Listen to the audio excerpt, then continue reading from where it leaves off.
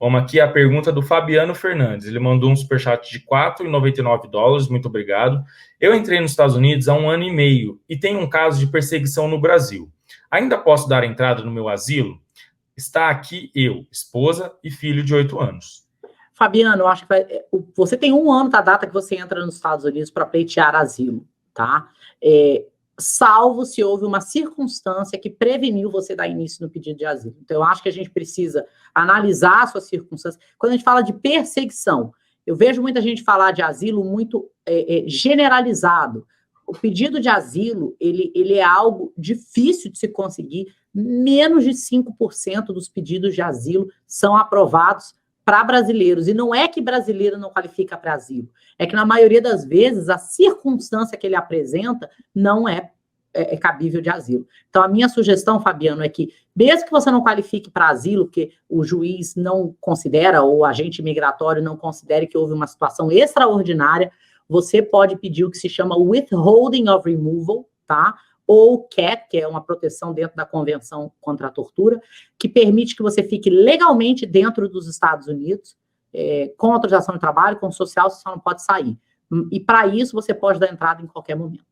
Outro superchat, dessa vez do Couto, ele mandou $5, muito obrigado. Boa tarde, Roger. Doutora, gostaria de saber se uma pessoa fora de status pode ser deportada apenas por dirigir sem carteira de motorista. Gente, não existe apenas. A sua existência nos Estados Unidos fora de status, você pode respirar e pum, não é preciso justificativa. Eu vejo muita gente falar assim, eu uma vez fiz uma live, eu nunca me esqueci dessa, que a moça perguntou e falou, olha, minha vizinha tá com a tornozeleira, né? Foi presa pela imigração e solta. Ela falou que nunca cometeu um crime, mas eu não acredito. Você acha que ela cometeu um crime? Falei, rapaz, brasileira é a raça fofoqueira, viu? Foi lá ver a tornozeleira da mulher, veio aqui na live para perguntar. Não existe, para a imigração, uma escala de crimes que justificam ou não, a nível de gravidade, a sua deportação. Então, se você está fora de status, gente, não dá mole. E eu falo isso porque em 2008, óbvio, não era advogada naquela época, mas eu trabalhava no mercado imobiliário, quando a economia começou a melhorar no Brasil, todo mundo voltou para o Brasil. O pessoal que já estava aqui há 10 anos, 5, 6 anos, voltou para o Brasil, porque falava, eu sou humilhado aqui, porque eu limpo o vaso, e papapá, eu vou para o Brasil. E foi. E está todo mundo voltando para cá. Porque se dão conta, quando voltam ao Brasil, que o que muda em você não é a sua bolsa Michael Kors ou Louis Vuitton, não é o seu carro, é a sua essência. Você sente que morar no Brasil é diferente, é uma outra dinâmica de respeito entre as pessoas, entendeu? Então, antes de você ir embora pelo namorado, eu falo, se o meu cliente falar para mim, eu tenho 10 milhões de dólares me esperando, eu falo, vai, meu filho, vai com Deus. Mas se não for isso, pensa com muito carinho antes de se colocar numa situação que vai te prejudicar, que vai te colocar em uma posição de vulnerabilidade, porque é um caminho complicado e muitas das vezes um caminho sem volta. Beleza. Eu recebi uma pergunta aqui de um amigo pessoal. Ele perguntou o seguinte: pergunta para a doutora se está acontecendo a aprovação de green card por casamento sem passar pela entrevista. Sim. Mas é uma roleta russa. Essa é a pergunta do Alisson Couto, ele mandou $10, muito obrigado. Sou residente permanente há 4 anos, estou em processo de divórcio, infelizmente com minha ex-esposa americana. Eu já poderia aplicar para os meus pais, que já estão há 7 anos morando aqui em Nova York? Só quando você se tornar cidadão, Alisson. Tá? Então, se você é residente permanente há 4 anos e está em processo de divórcio, você vai ter que completar 4 anos e 9 meses de residência para aplicar para a cidadania. Quando sai a sua cidadania, aí você vai poder pleitear para os seus pais. Tá certo. Vamos para a próxima pergunta aqui. Deixa eu só pegar um carregador, doutora. Porque tá, eu vi uma pergunta aqui do Flávio Lúcio Pereira Júnior, que é uma...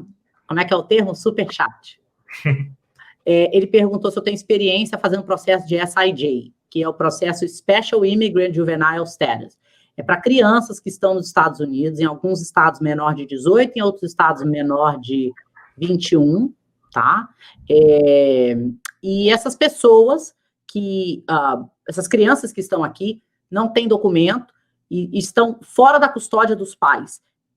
A gente faz sim, a gente já fez, já teve casos aprovados, depende muito da vara de família onde essa ordem de custódia vai ser determinada, Flávio, e se você quiser, eu vou ter o maior prazer em conversar com essa questão. Vamos para o superchat do Cássio Calamidade. Acho que é esse o perfil. Ele mandou R$5, muito obrigado. Boa tarde, doutora. Estando ilegal e trabalhando, corre o risco de ter meus bens bloqueados e se não pagar impostos? Sim. Maneira número 1 como o governo americano atua em questão de crime é imposto, né?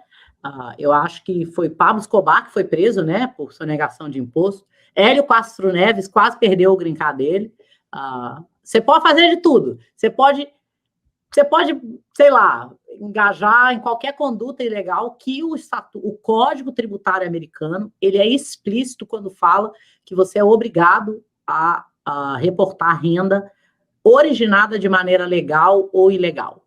Então, não é porque você vai perder... Aqui não é Cuba.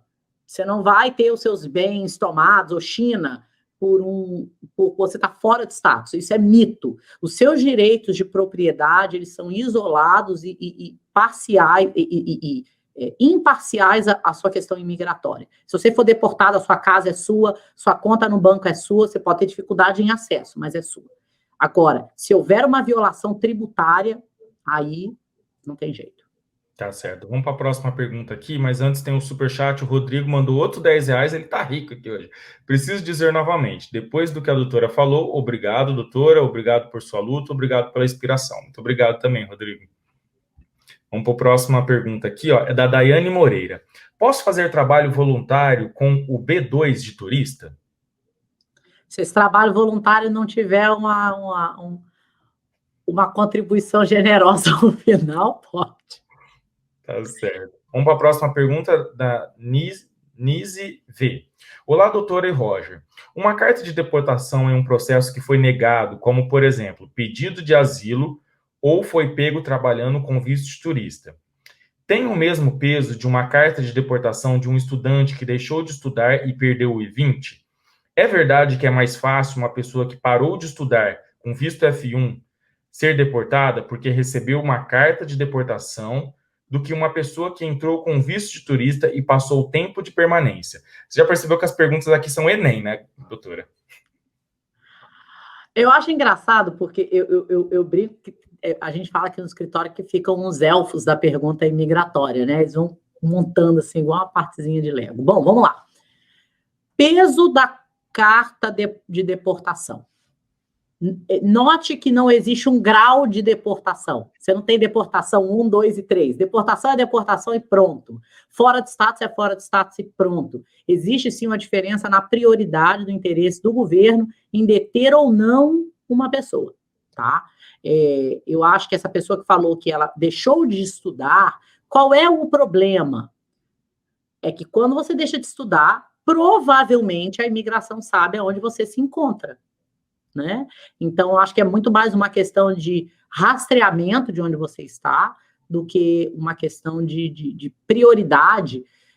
Deportação é deportação, eu acho que isso daí é um caso que justificaria uma consulta. Tá certo. Lembrando que todas as redes sociais da doutora estão aqui abaixo, tá, galera? O próximo superchat é do Brunão. Ele mandou o superchat de R$5, muito obrigado. Estando no processo para adquirir o Green Card, em qual momento eu posso solicitar o Work Permit? No caso, o Green Card é por família, mãe americana. Então, Bruno, você deve estar nos Estados Unidos, porque se você está falando, o Work Permit é só quando você está dentro dos Estados Unidos. Se você fez um I-130, que é hoje, eu não gosto de falar de formulários, porque formulários mudam. E o formulário nada mais é do que um resumo da lei. Ele é uma condensação das representações que você precisa fazer para se enquadrar numa determinada lei, tá? Então, se você iniciou o processo para estabelecer o seu relacionamento com a sua mãe, ou seja, que sua mãe é cidadã americana, que você é filho dela e que não existe nenhum impeditivo para esse relacionamento, para essa qualificação, você vai entrar na categoria F1, que é filho adulto, maior de 21 anos, solteiro, filho de cidadão americano. Esse processo hoje está demorando 6 anos. Você não vai receber autorização de trabalho se estiver fora de status. Você é um caso, Brunão, que deveria fazer uma consulta. Por quê? Se você está fora de status nos Estados Unidos, o que eu sugiro que você faça? Se você tem um empregador, faça um processo de green card pelo EB3, use a sua mãe como base do seu perdão, porque você vai precisar, tá? e aí você vai ao Brasil, fica em média 30 dias no Brasil e volta com o seu green card. Só que ao invés de você esperar 6, 7, 8 anos, você está esperando um período de 3 anos. A próxima pergunta é do canal Reprovados. Fala, Roger, doutora. Me chamo Douglas, tenho 35 anos e concluindo meu ensino superior em programação e tenho uma filha de 7 anos com autismo leve e um enteado já maior de idade e formado com ensino superior. O fato da minha filha ter autismo pode ser uma dificuldade para a imigração nos Estados Unidos? Qual a melhor forma de migrar?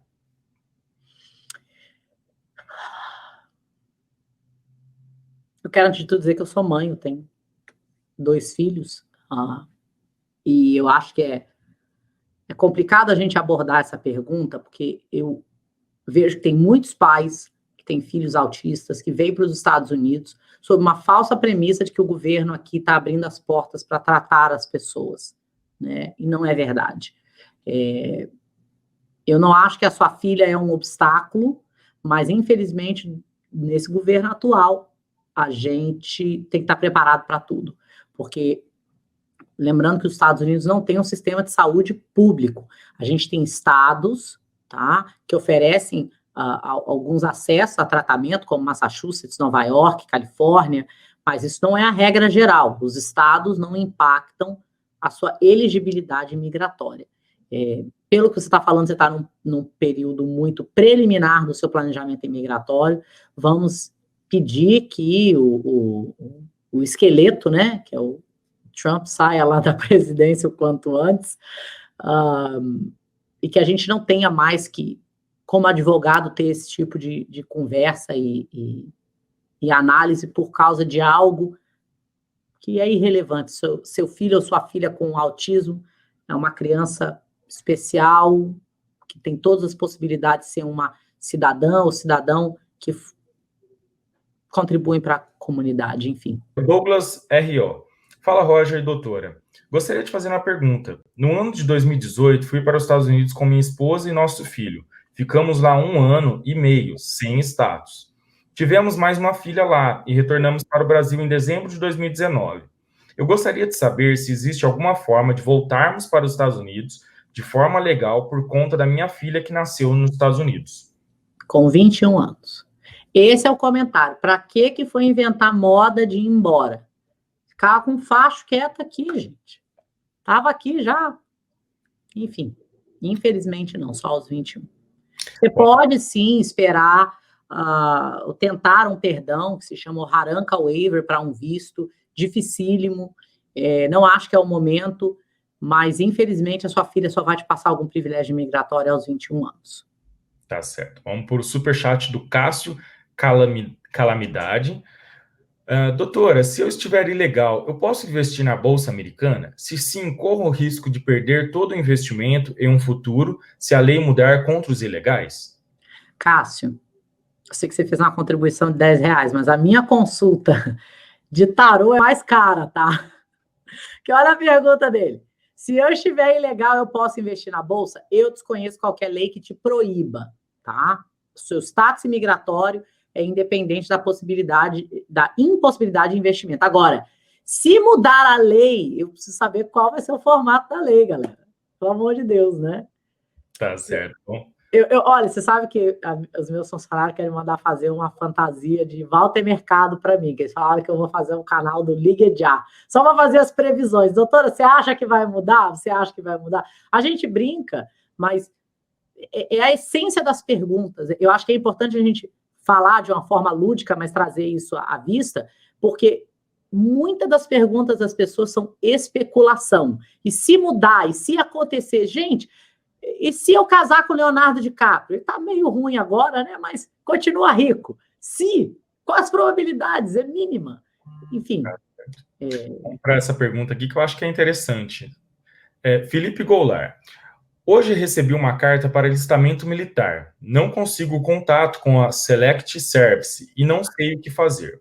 O não alistamento me prejudica futuramente para o pleito de green card de cidadania? Eu já ouvi falar muito disso, viu, doutora? Que eles mandam para pessoas que não têm nem green card. Mas é porque as pessoas desconhecem a lei. Qualquer homem que esteja presente em Qualquer homem que esteja fisicamente presente nos Estados Unidos com idade entre 17 e 26 anos é obrigado a se alistar como reservista, tá?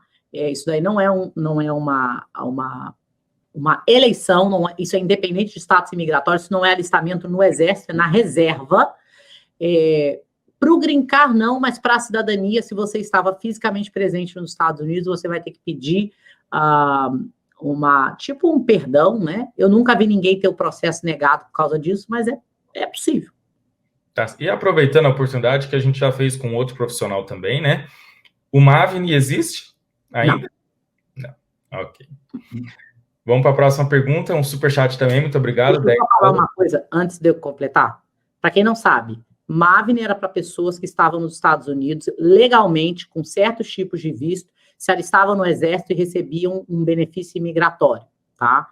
Acho que é importante falar disso. Desculpa eu te interromper, eu vou responder a sua pergunta do superchat.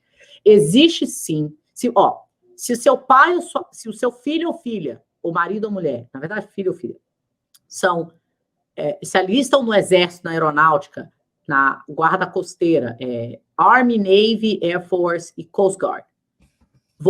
Você não pode receber documento antes do seu filho ter 21 anos. Não existe, como é que é o termo em português? Ai, meu Deus, Gente, me ajuda aí, os universitários. Emancipado? Emancipado. Não existe emancipação da idade critério para legalização, que é 21 anos. Então, o seu filho tem que ter 21 anos na data que o processo é recebido pela imigração, tá? Então, independente de ele estar no Exército, na Aeronáutica, no Air Force, na Marinha, no Coast Guard. Mas, se você estiver fora de status e em um processo de deportação, é possível pedir, antes dele completar os 21, os Deferred Action, tá? Então, a questão militar não é que você entra na fila, a sua entrevista não é mais rápida, você pode pedir uma aceleração, mas ela não é garantida, é preciso uma justificativa, tá? Porque eu acho que isso daí é um tema que é pouco falado dentro das comunidades brasileiras, mas quem é pai ou mãe de cidadão americano maior de 21 anos, e esse pai ou mãe entrou pelo México, ele não pega documento pelo filho, a não ser que esse filho seja da Marinha, Aeronáutica, Exército ou Guarda Costeira, porque aí você pode pedir o parole in place, porque filho não é base para perdão. Pronto, queria falar isso porque eu acho que é importante.